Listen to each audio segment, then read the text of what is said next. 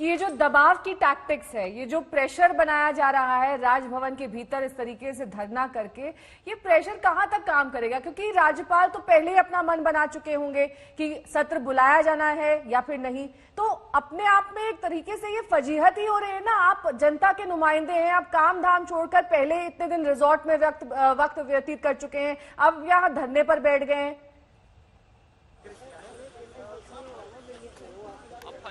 बचा क्या है? जिस तरह से कांग्रेस चौराहे पे खड़ी है, अब एक पार्टी का एक हिस्सा मानेसर बैठा है और दूसरा हिस्सा यहाँ पर बैठा है, तो फजीहत तो आप सही कर रही है, पूरी हो गई। जो बाकी सही फजीहत है वो यहाँ पर हो रही है, क्योंकि आप सीधे सीधे अशोक गहलोत संवैधानिक संस्थाओं से टकराने की कोशिश कर रहे हैं, अपना खींच जो है संवैधानिक संस्थाओं पर उतार रहे हैं। घर इनका टूटा है, बगावत इनके पार्टी के अंदर हुई है और चाह रहे हैं कि हाईकोर्ट, सुप्रीम कोर्ट और राज्यपाल के जरिए उनके सिर पर ठीकरा फोड़ा जाए।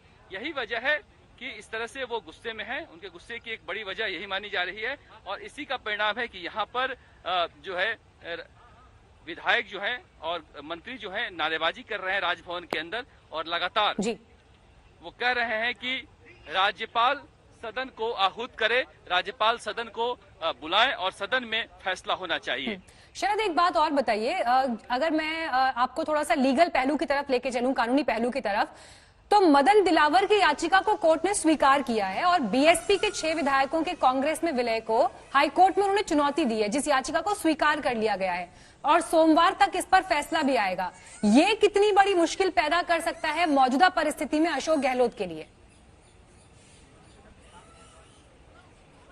देखिए, अशोक गहलोत के लिए वक्त कम है। सबसे बड़ी समस्या अशोक गहलोत के साथ यह है कि उनके पास वक्त कम है और सुप्रीम कोर्ट का फैसला आने का वो इंतजार नहीं कर सकते हैं।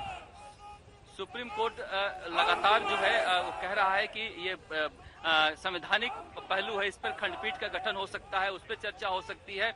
ऐसे में अगर इस तरह से वक्त लगेगा तो लंबा वक्त लगेगा और राजस्थान हाईकोर्ट ने भी कह दिया कि पहले एक बार सुप्रीम कोर्ट में सुनवाई हो जाए, उसके बाद हम यहाँ पर तय करेंगे कि सुनवाई कैसे हो। यानी कि काफी लंबा वक्त लग सकता है। यही वक्त की कमी अशोक गहलोत के पास है। अशोक गहलोत के पास इतना वक्त नहीं है कि अपने विधायकों को लंबे समय तक होटल में बंद करके रख सके। बिल्कुल शरद, आपको यहाँ पर रोकना चाहेंगे हम। तस्वीरें हम दिखा रहे हैं राजभवन की, जहां पर बैठे हुए हैं धरने पर विधायक और देखिए किस तरह से नारेबाजी कर रहे हैं।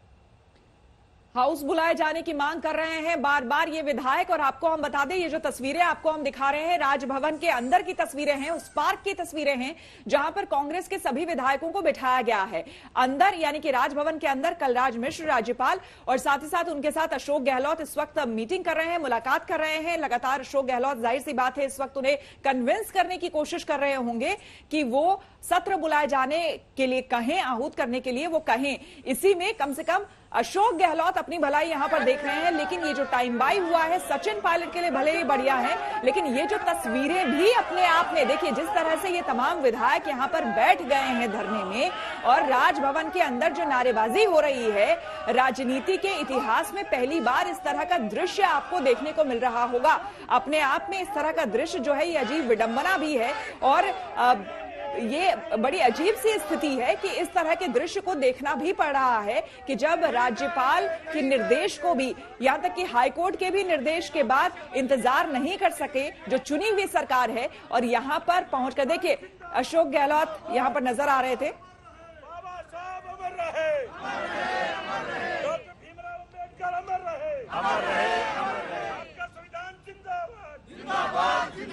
भारत का संविधान जिंदाबाद।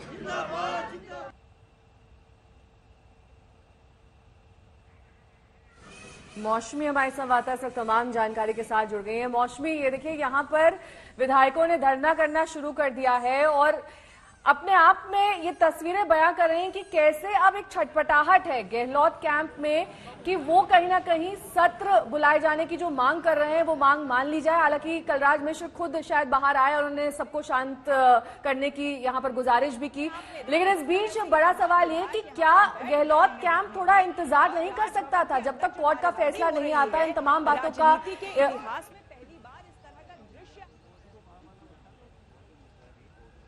इंतजार कैसे करता। आप देखिए कि गहलोत को भी, अशोक गहलोत साहब को और उनके कैंप को ये लग रहा है कि पानी सर से लगातार ऊपर बह रहा है और समय बहुत कम है। कहीं ना कहीं ये जिस तरह से अशोक गहलोत ने कहा है कि उनके पास बहुमत है, उनको भी पता है कि जमीनी हकीकत क्या है और किस तरह से विधायक जो है उन पर कितना विश्वास वो कर सकते हैं, क्योंकि कई ऐसे हैं जो पायलट खेमे के हैं।